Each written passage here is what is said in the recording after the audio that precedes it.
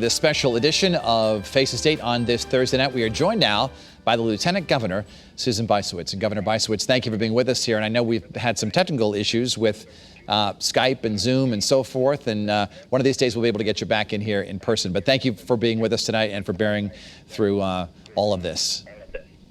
Well, I am looking forward to normalcy. We all certainly are. We all certainly are. Let me ask you this. You heard the pastor and you heard Senator Bradley.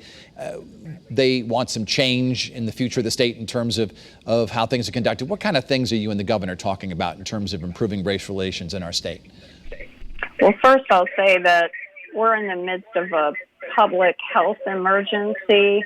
We're in the midst of an economic catastrophe, and we're also in the midst of a crisis in our justice system.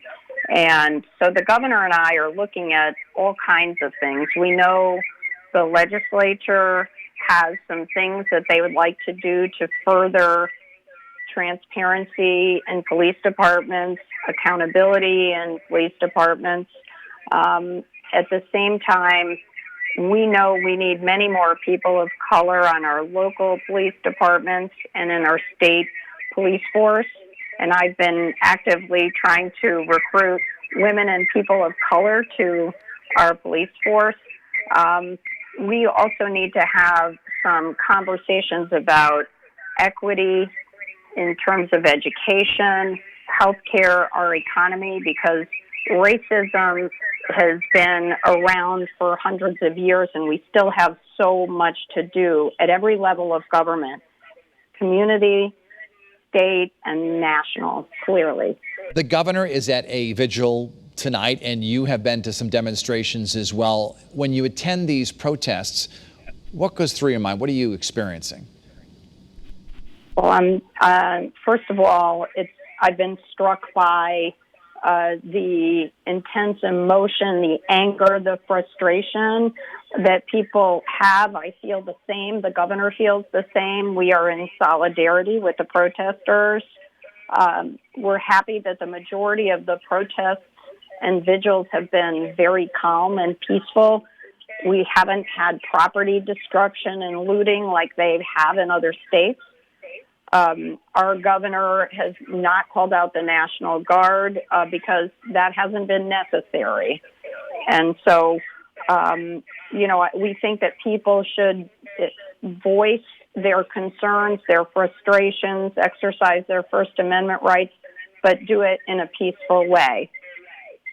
There's also been a call that we should have more elected officials of color, and you were the former Secretary of the State, so you certainly know the voting patterns here and you know the makeup of the electorate. Have you been seeing a change in that over the years in terms of more numbers of minorities in elected office? In my hometown of Middletown, also Manchester is an example of incredibly diverse slates of candidates elected to the town council.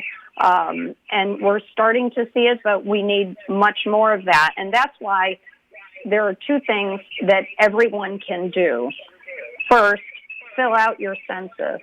Go online, make a phone call to fill it out, because we have had undercounting in our urban areas.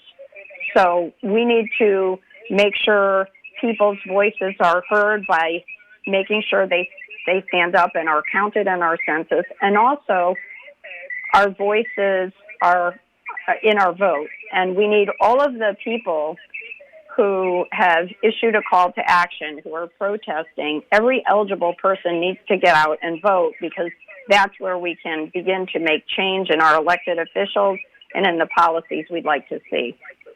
Governor, a brief answer to this, if you could, because we're running out of time, but what kind of mechanisms are in place at the state government to help people who might be the victim of racial discrimination? Is there someone they can call or someone who investigates this? Absolutely. So our Connecticut Office of Human Rights and Opportunities is the place to start. Good enough. Lieutenant Governor Susan Bysiewicz, we thank you so much for being with us tonight for this special edition of Face the State and bearing with us through all of the technical problems that we had with Skype and Zoom and so forth. We'll see you in person soon when this COVID-19 crisis is over.